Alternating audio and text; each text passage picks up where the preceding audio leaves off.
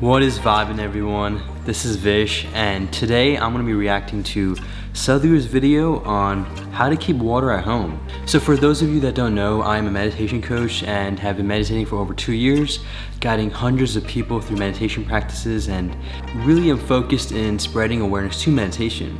One day I hope that meditation will be all over the world and the world will be a much more calmer and clearer place.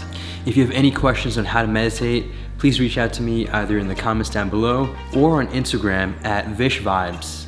Now, before I get into this video, I do have to do a special shout out to Sadhguru, who has been a huge inspiration in the spiritual journey that I've been partaking in. Finding meditation a little over 2 years ago, I got more spiritual about 6 months ago, and as I've been exploring this journey, especially the inner self, Sadhguru and Eckhart Tolle have been huge influences, and so for today I'll be reacting to Sadhguru and his video and breaking down what he talks about, the different questions that arise as I watch the video, maybe things that can help explain what he's saying to you. In general, he's a great explainer and probably says it best, but if there's just another way that could help with you to understand, hopefully this would resonate with you. And with that, let's get straight to the video. Coronavirus has officially been declared a pandemic. As the world rushes to contain the virus, there are some simple steps you can take to reduce yours and your family's risk of infection. It turns out, a common Indian cultural practice can be a powerful protection against infection. I just want to quickly say I love the way they transition from the very serious news tone to all of a sudden a very nice classical setting, so it's a lot more calming. The transition was definitely interesting though, to say the least.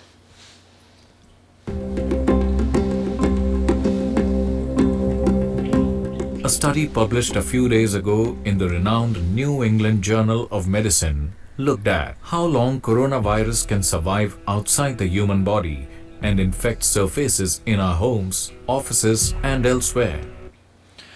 This is actually very interesting. This is one of the first times I've noticed in a Sadhguru video where they're having like a little cinematic introduction with actors and acting and some sort of voice being talked into. So definitely looking forward to when Sadhguru talks, but a cool start to the video. It found that virus could survive up to 3 days on stainless steel and plastic and up to 1 day on cardboard. But what was truly amazing was that the virus was unable to survive for even 4 hours on copper surfaces. This is not the first study to find that copper is very effective in destroying virus and bacteria. A clinical trial in hospitals in the United States found that using copper surfaces in intensive care units kills 97% of bacteria and reduces the risk of infection by 40%. Copper surfaces have all. Wow, so as they're talking about copper, it's very interesting because the mom has talked about how copper is very much widely used in India. Especially when I was younger, I do remember the mom referencing that, and so it's very interesting how there are actually scientific benefits to using copper over any other material. And I'm actually curious, I wonder what they use in the places here in the US or just in Western countries, because in the video they talked about how they use copper in, I'm guessing, the Indian hospitals and how that helps prevent from the viruses and bacteria to grow compared to the other steel and other types of surfaces. And yeah, so let's continue seeing. Has been an integral part of Indian culture.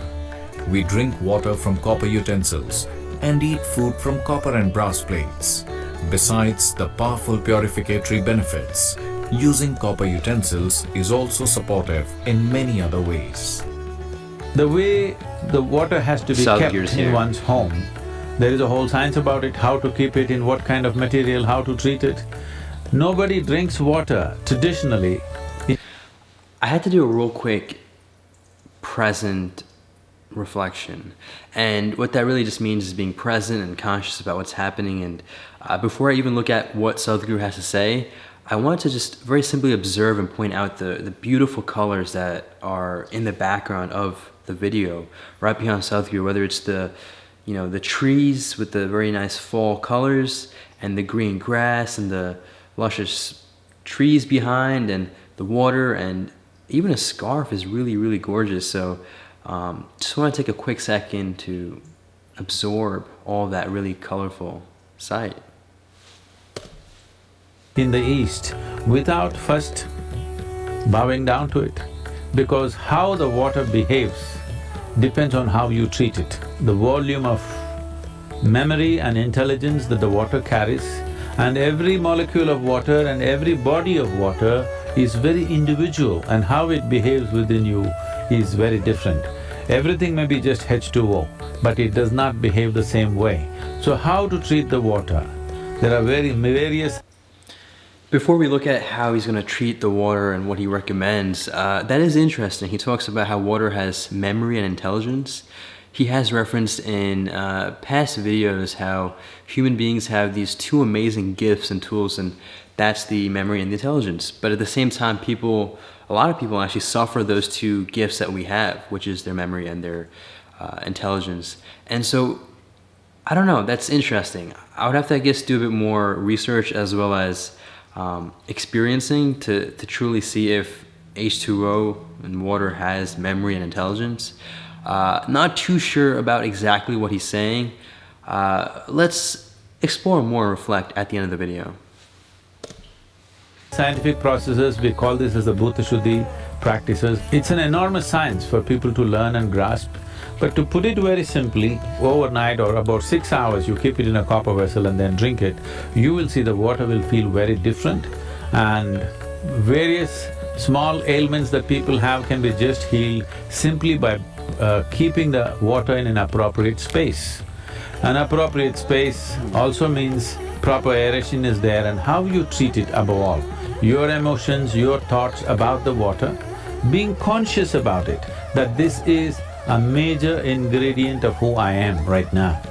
This is not a commodity, this is life-making material. If you treat it with the necessary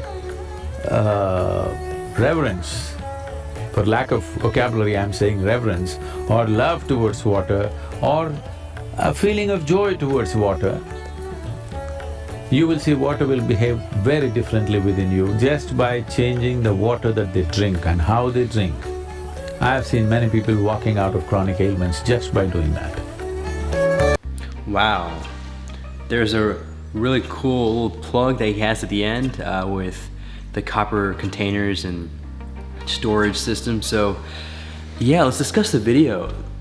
Definitely a shorter video compared to what I've seen in the past, and to get straight to the point about the reflection that I have, first off, I want to mention I do have to still experience the whole memory and intelligence of the water that he talked about. Not too sure what that means and if it's true or not true. I think, you know, something that's very important to understand in general is something he's talked about in the past, and it's the idea of I don't know.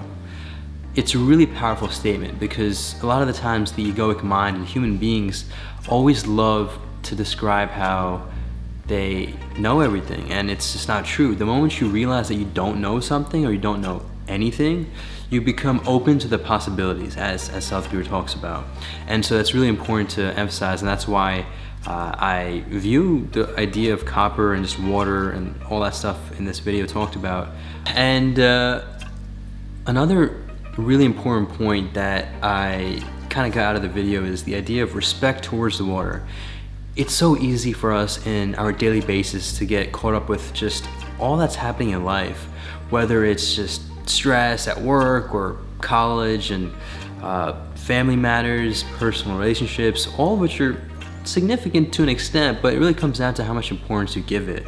And the reason I say that is because without the basic things like the sun, like water, like food, if we don't give respect to these things that I think a lot of us take for granted, especially the people, and I do want to emphasize, I do come from a privileged background where I do have access to water and I do get to drink clean water every single day. So I am sure for people that don't have that equal access, it's a little different in how they view it, and they probably have a lot more gratitude than I do. So I'm just speaking on behalf of the people that do have this privilege. And where I'm going with that is, you know, it's really important to respect that, because without it we can't live. And going off of that, what I'm getting out of Sadhguru's talk is that he really wants to emphasize how the respect needs to be given to the water as well as the right care. And a lot of us tend to really just not give attention to the water we drink. tap water. I've even seen how he talks about in the past in another video where when the water goes through all the different pipes and you know, faucets, it almost becomes a poison. Now again, do I completely believe in that? I don't know. I'm not gonna say it's true, I'm not gonna say it's not true. However, it is interesting, and it wouldn't hurt to, I guess, take care of water. And so the takeaway from this at the end is to take care of your water, and from what he said, to have the water placed in ideally a copper material container for 6 to 8 hours, and then you consume it. So ideally just put it overnight, and then you'll have the water ready for the next day. Thank you so much for watching and listening to the response and reaction to How to Keep Water at Home by Sadhguru. As always, huge shouts out to him for the amazing, beautiful nuggets of knowledge and realizations that he always drops on us. And I really just want to take this opportunity to thank him for these realizations, and I really just want to channel this and spread awareness of what he's saying, because all of his teachings up to this point have resonated with me, and I just want to share that with you all. Thank you so much for watching. Stay conscious, take it joyfully, and make it a great day.